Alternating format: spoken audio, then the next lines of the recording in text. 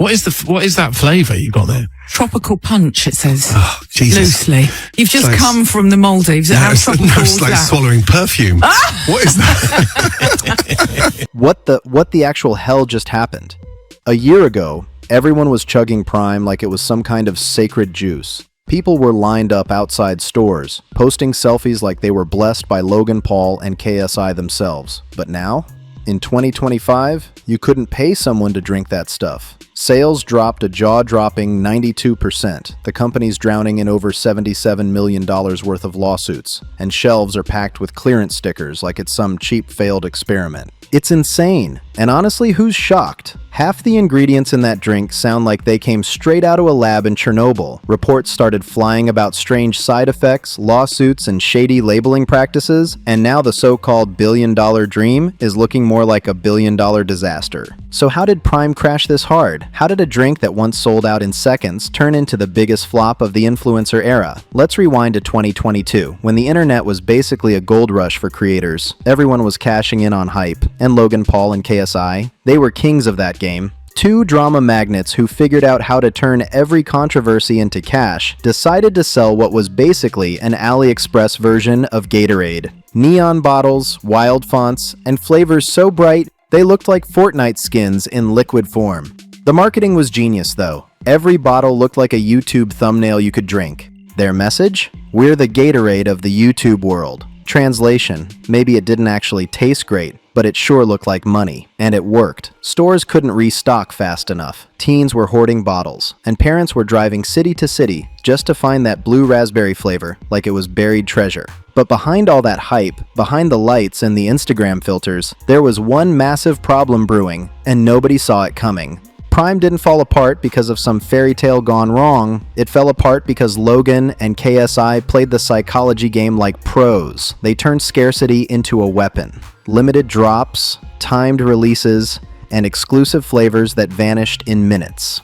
Every restock was designed to mess with your brain. They were literally triggering dopamine resets with every drop, making people chase that next Prime hit like it was a rare Pokemon card or an ultra-exclusive Fortnite skin. Kids started losing their minds. Some were paying $20 to $50 a bottle on resale apps just to flex on TikTok. Meanwhile, Prime's face was everywhere, sponsoring Arsenal, plastered all over UFC rings, popping up in news headlines. It wasn't just a drink anymore, it was a status symbol. Think about it. Most kids can't buy Lambos or diamond watches, but they can show off a $10 Prime bottle like it's liquid gold. That's how powerful the marketing became. Every sip looked like clout in a cup. But here's the thing, manufactured hype doesn't last forever. The illusion dies the second supply catches up. And when shelves started staying full, the magic was gone. The thrill vanished overnight. So what did they do? They dropped Prime Energy. Same flashy bottle, new black stripe, and a dangerous twist. 200 milligrams of caffeine per can.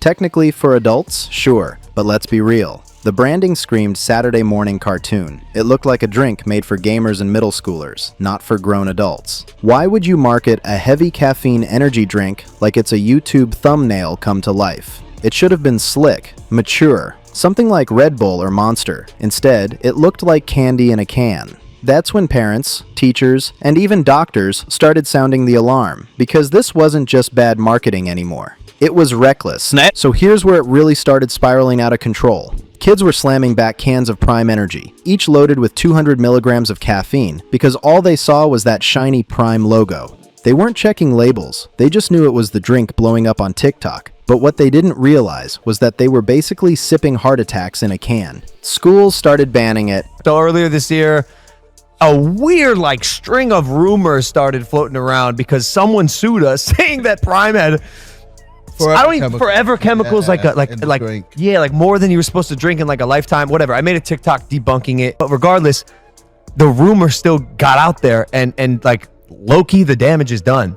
And now, even though we're in this lawsuit, whether it's true or not, people think it. And so the lawsuit got dismissed. The plaintiff does have a chance to amend it, but she's chosen not to. She's coming back with one really weak ass claim that's probably also going to get dismissed. But it's just like an example of people reaching, trying to get attention, make a quick buck on a frivolous lawsuit that actually has no merit or is based in nothing. And we're not going to settle. Oh, the caffeine one. where plaintiffs said there was like a crazy amount of caffeine, like that didn't meet what we said on our label in Prime Energy, which is 18 plus, and has 200 milligrams of caffeine. That one also got dismissed. Parents went into full meltdown mode, and Logan Paul tried doing damage control, grabbing the mic to remind everyone, it's for adults, guys. But come on, if it's really for adults, why is it designed like a Saturday morning cartoon commercial? That's where Prime tried to play both sides. Hydration for kids, rocket fuel for grown-ups, all under the same flashy brand. That's not just risky, that's a lawsuit waiting to explode. You can't design your branding like a toy store aisle, and then act surprised when kids are begging for the one with the turbo boost. It's like handing them a Ferrari key and saying, don't drive it. That double message made everything 10 times worse. And when the hype finally faded, oh man, reality hit hard. Once people actually tasted it without the TikTok glow-up filter, the truth poured out. The reviews were brutal. One guy took a sip and said, what's that flavor you got there? Tropical punch? Then after one taste, he choked and said, oh Jesus. Loosely feels like you've just come back from the Maldives that have tropicals. That's like swallowing regret. That's when it became clear. Without the hype, without the flashy colors, Prime wasn't magic. It was just another overhyped drink gone sour. Perfumes? What even is that smell? One sip and people were saying it tasted like hot candy mixed with cough syrup. Basically fake Gatorade in a shiny disguise. The internet roasted it, and yeah, you get the picture. But the bad taste wasn't the worst part. The real nightmare was what came next. The lawsuits started rolling in like an avalanche, one after another, piling up like a legal Jenga tower ready to collapse. Class actions began hitting Prime from every direction. Accusations of forever chemicals in certain flavors, deceptive marketing about safety and purity, and even cases tied to kids' health scares. One lawsuit centered around a 14-year-old who allegedly had heart palpitations after chugging just 2 cans of Prime Energy. That story spread fast, and it had parents everywhere losing their minds. Things got so serious that attorneys general began sniffing around. Politicians even sent official letters to federal regulators warning that Prime cans look like Gatorade but hit like a double espresso. That's not just bad optics, it's a legal disaster waiting to blow up. And just when you thought it couldn't get worse, oh, it did. Prime wasn't just fighting bad press, it was now getting dragged through court by multiple companies. Let's break it down like a full-on legal UFC card. Round 1, Refresco versus Prime, $67 million. Refresco, one of Prime's main manufacturing partners, came out swinging. They claim Logan and his team promised to buy a certain amount of product over 3 years, but when sales tanked, Prime straight up ghosted them. Refresco wants $67 million. That's more than Prime's entire 2024 revenue. Brutal. Round 2. Agana versus Prime, $13 million.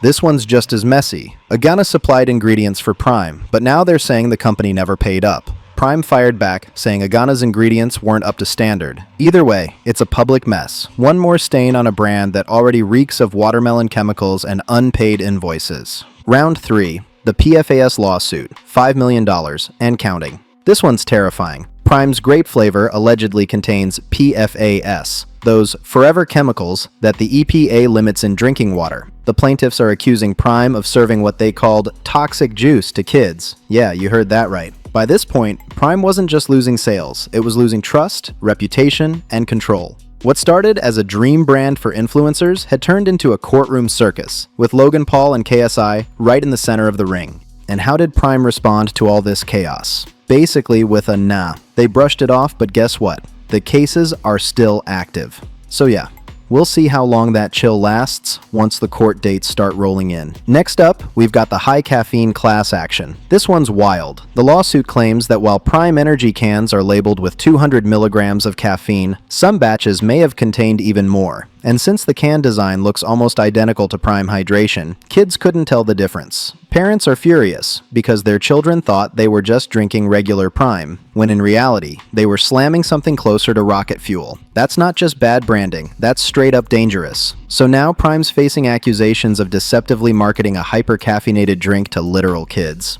The internet went crazy over it, because it's one thing to sell hype, but another to sell something that could seriously harm people. Then there's the caffeine mislabeling lawsuit coming out of New York. This one hits even harder. A whole class action claims Prime intentionally understated the caffeine content on its labels. It wasn't just 200 milligrams. It was allegedly more. Think about that for a second. Your main buyers are middle schoolers glued to Fortnite all day, and you're giving them enough caffeine to fuel a full-grown adult. That's not just reckless. It's a health hazard. And just when you thought it couldn't get any messier, there's the infamous Olympics lawsuit, already settled quietly between $1 to $3 million.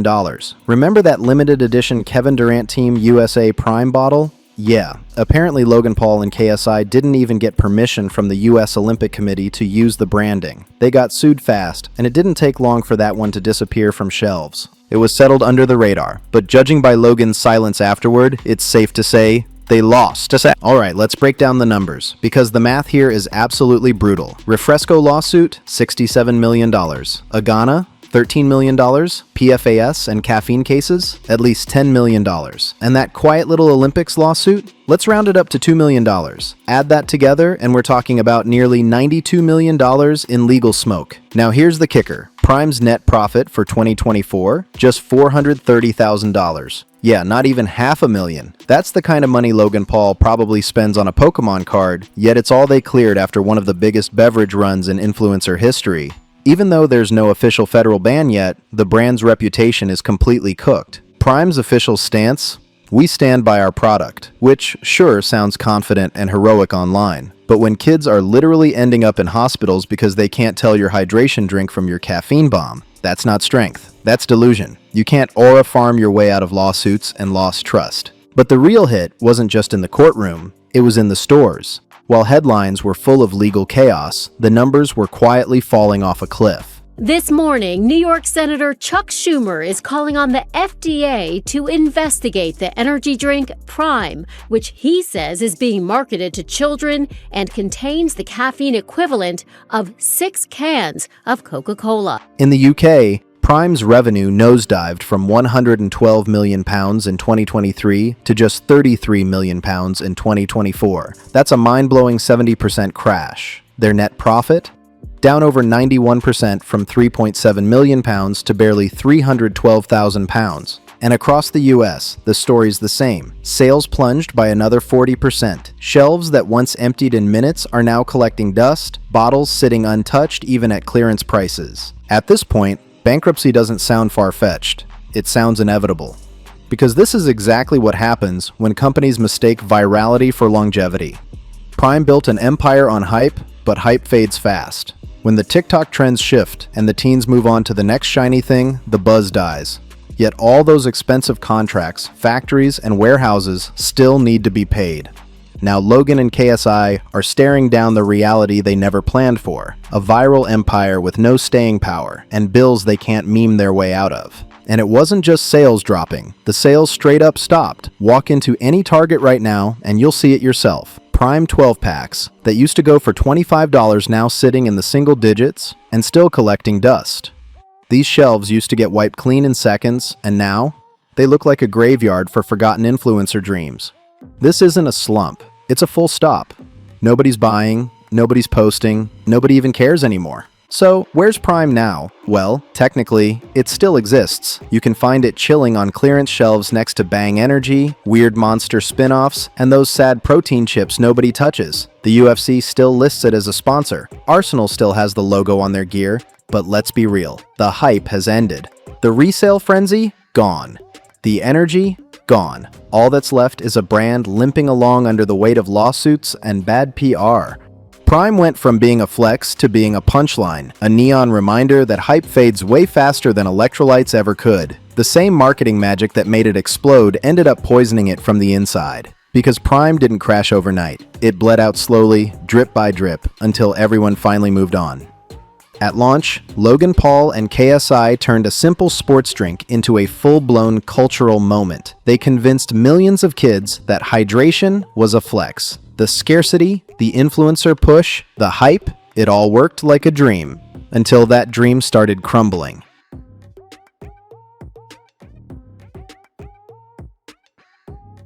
And now, that once shiny Prime logo doesn't scream luxury anymore, it just whispers one brutal truth. Hype can make you rich, but it can also ruin you just as fast.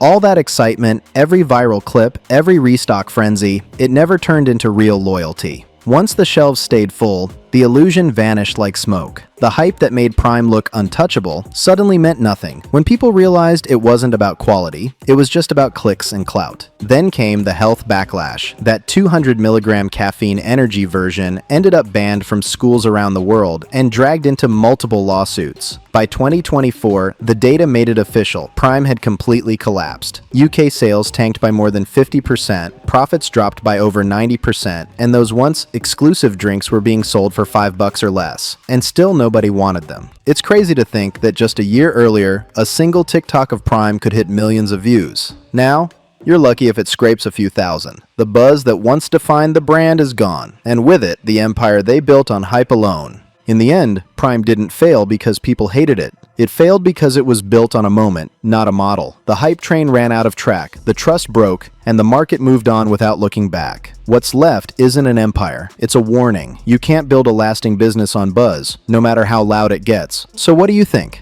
Did Prime deserve to fall this hard? Did you ever buy it, or do you still drink it today? Drop your thoughts in the comments, let's talk about it. Make sure to like, share, and subscribe for more deep dives like this, and I'll catch you in the next one.